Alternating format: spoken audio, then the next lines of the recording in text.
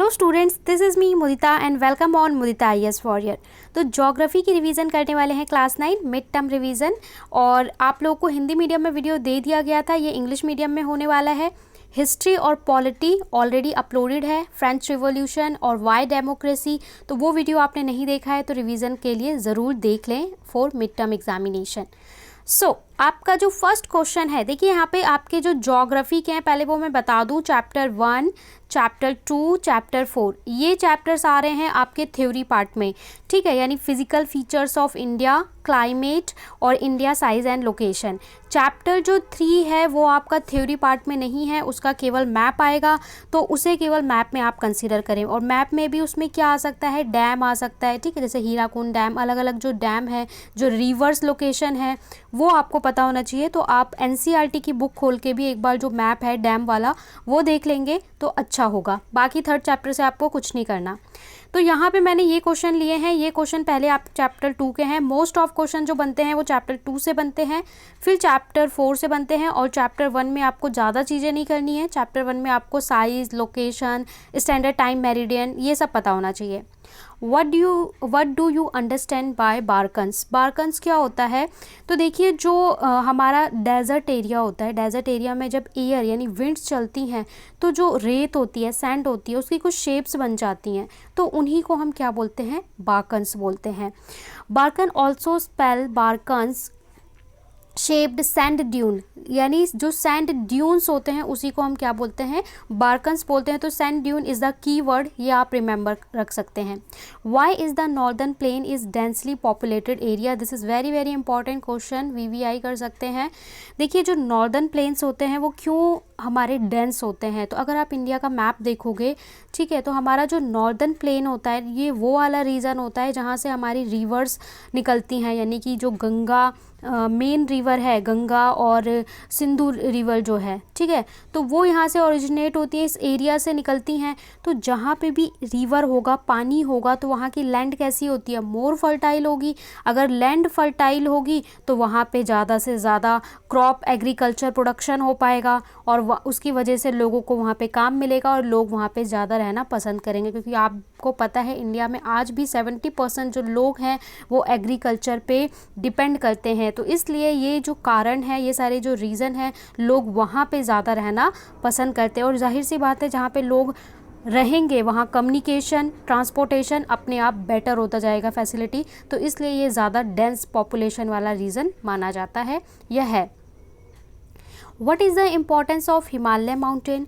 Himalaya mountain का हमारे लिए क्या इंपॉर्टेंस है?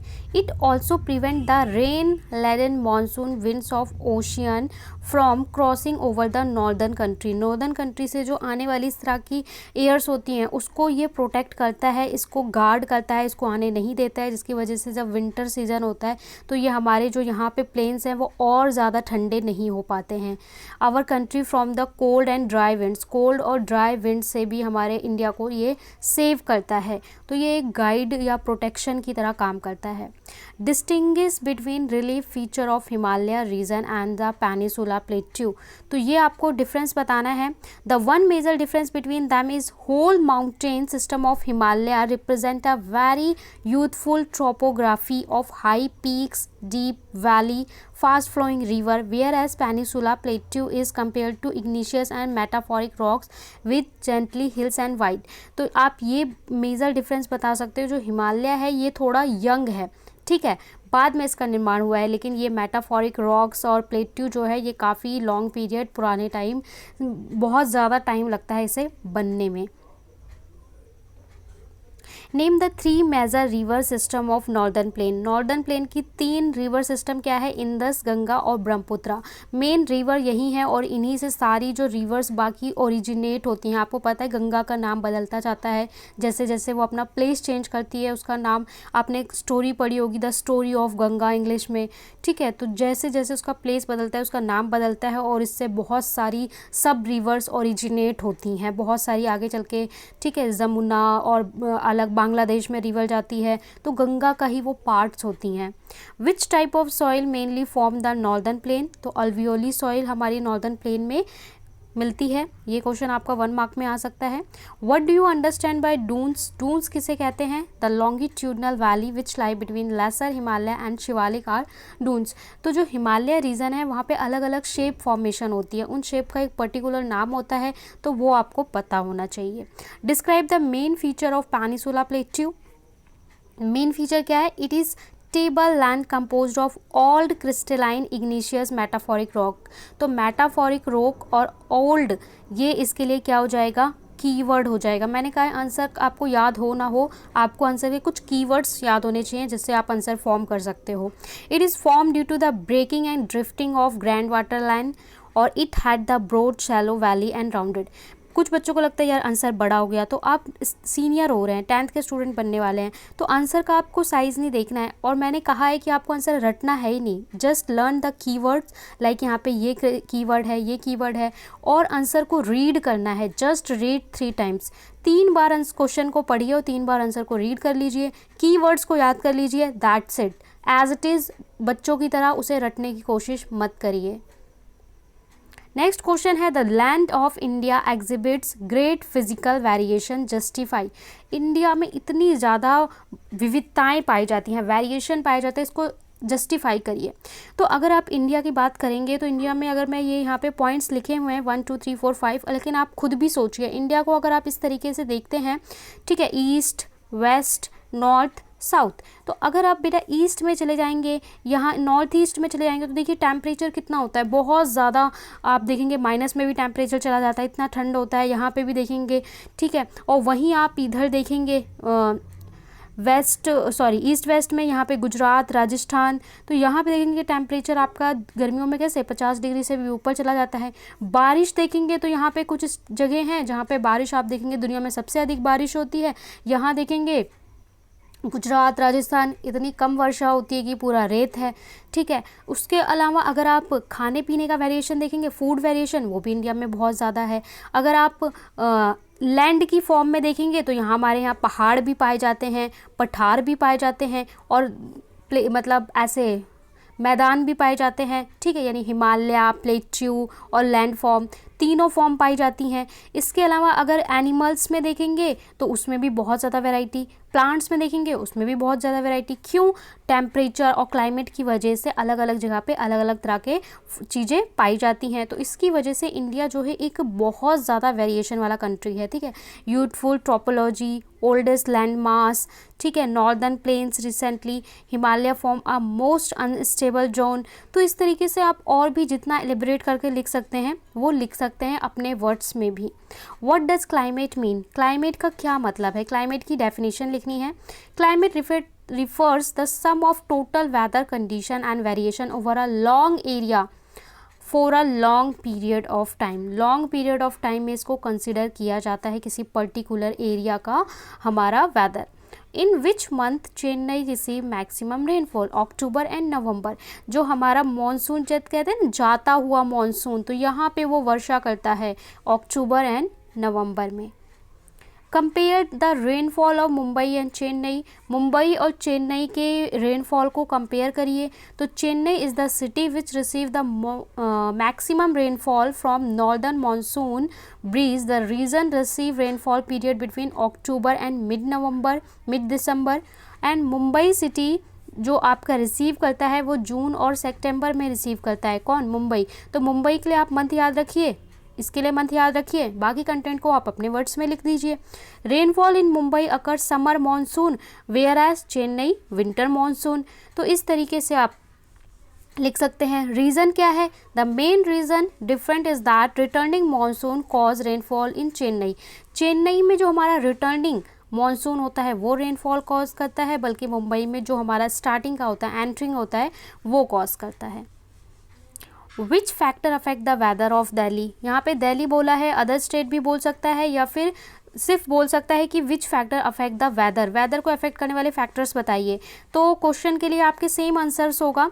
डिस्टेंस फ्रॉम सी, समुद्र से दूरी, विंड प्रेशर एंड विंड्स, और क्योंकि यही मेन रीज़न होता है जिसकी वजह से आपका जो वेदर है वो इफेक्ट करता है। क्योंकि आप देखिए जो समुद्र है, ठीक है, समुद्र है और यहाँ पे क्या है, लैंड है, तो एयर कैसे फ्लो करती है, जो विंड होती है वो कैसे फ्लो करती है, जब यहाँ का टेम्परेचर हीट अप होता है डे के टाइम में, तो एक प्रेशर जनरेट होता है जिसकी वजह से गर्म हवा और ठंडी हवा का जो उसके बीच में डिफरेंस होता है, गर्म हवा हल्की होती है फिर वो इधर जाती है और ठंडी हवा डेंस होती है वो नीचे होती है, इसकी जगह ये ले लेते हैं। तो ये इस प्रकार से जो चक्र चलता है, इसी की वजह से पूरा ये टेम्परेचर और क्लाइमेट पूरा जो ये आपने पढ़ा है ये सिस्टम चलता है। तो जितना आप समुद्र से दूर होंगे, पास होंगे, उन सब चीज़ों का बहुत इफेक्ट पड़ता है।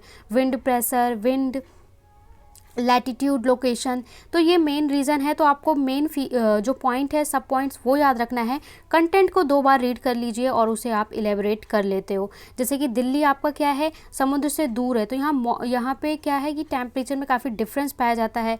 वहीं अगर आप मुंबई को देखोगे तो वो बहुत ज़्यादा समुद्र से पास है, तो वहाँ पर टेम्परेचर डिफरेंस बहुत ज़्यादा नहीं पाया जाता। How does the distance from sea can affect the climate, वही क्वेश्चन जो मैं अभी बोल रही थी कि किस तरीके से आप समुद्र से दूर हो या पास हो आपके क्लाइमेट पे अफेक्ट करता है। तो देखिए, आप जितना ज़्यादा पास होगे उतना टेम्परेचर में डिफरेंस कम होगा। फॉर एग्जांपल अगर आप गोवा की बात कर लीजिए, मुंबई की बात कर लीजिए, तो ये समुद्र के किनारे पड़ते हैं। मुंबई में आप देखोगे कि लोग स्वेटर नहीं पहनते विंटर में, क्योंकि वहाँ पर इतनी ठंड नहीं होती कि बहुत ज़्यादा टेम्परेचर गिर जाए, या इतनी गर्मी नहीं होती कि बहुत ज़्यादा गर्मी के लिए भी बढ़ जाए। बट अगर आप हमारे दिल्ली में देखोगे तो दिल्ली में क्या होता है, ठंड होगी तो बहुत ज़्यादा मतलब टेम्परेचर डिफरेंस बहुत ज़्यादा पाया जाता है ठंड और गर्मी में। तो समुद्र के पास जो होते हैं वहाँ पे क्या होता है, टेम्परेचर में बहुत वेरिएशन नहीं देखने को मिलता है। जैसे कि यहाँ पे आपको एग्जांपल दे रखा है, दिल्ली, पंजाब, राजस्थान, यहाँ पे इतना टेम्परेचर गर्मी में हो जाता है। वहीं चेन्नई, मुंबई में आप देखोगे 25 to 27 डिग्री रहता है। ठीक है, वहीं पे आपको विंटर का भी दे रखा है कंपेयर करके, तो आप एग्जाम्पल भी एलिब्रेट कर सकते हो। Where does the very first rainfall of monsoon, first rainfall कहाँ होता है, केरला में होता है। बर्स्ट ऑफ मानसून क्या होता है, frequently heavy rainfall several days, जब बारिश होती है अचानक से कुछ दिन के लिए, ऐसा होता है ना, बादल फटना कहते हैं, लगातार बारिश होती रहती है, तो उसे बर्स्ट ऑफ मानसून कहते हैं। What does the constantly of climate? Climate is the climate in which temperature fluctuate greatly in a year, तो उसके लिए हम ये वर्ड यूज़ करते हैं। विच factor affect the climate of India, कौन से फैक्टर क्लाइमेट को अफेक्ट करते हैं। डिस्टेंस फ्रॉम सी, समुद्र से दूरी, उस पर आपको पता है उसी की वजह से पूरा ये प्रेशर जनरेट होता है, एयर होता है। ओशियन करंट्स जो होते हैं उसकी वजह से। Direction of prevailing winds, shape of land यानी कि आपका कैसा है ट्रोपोलॉजी, ठीक है। Distance from the equator, equator से आपका जो इस तरीके से हम लैटिट्यूड और लॉन्गिट्यूड में इस तरीके से डिवाइड करते हैं, तो आप कितना इक्वेटर से दूर है, जो सेंट्रल लाइन है उससे कितना दूर है, कितने पास हैं, इस बात का डिफेक्ट करता है। द एल नीनो फिनोमेना, तो ये सारे फैक्टर्स हैं जो इफेक्ट करते हैं। अगला क्वेश्चन है, why is the monsoon consider a unifying bond, यानी जो मॉनसून है ये पूरे भारतवर्ष को बांधने का काम कैसे करता है। Farmers in India largely depend on monsoon for irrigation, हमारे जो इंडिया के फार्मर्स हैं वो अपनी फसल के लिए इरीगेशन के लिए आज भी मानसून पे डिपेंड करते हैं। They wait for start monsoon sowing their crops also water.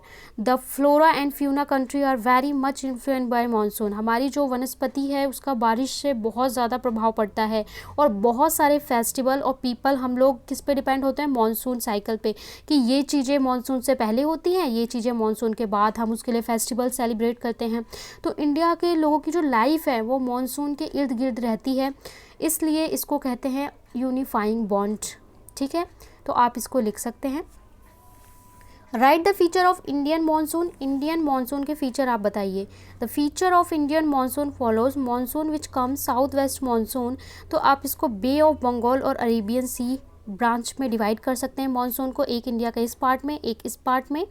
Monsoon अगर in alteration of the wet spell, तो मानसून की अगर आप बात करें तो इंडिया में कहीं पे बहुत ज़्यादा हाई रेनफॉल होता है, कहीं पे लो होता है।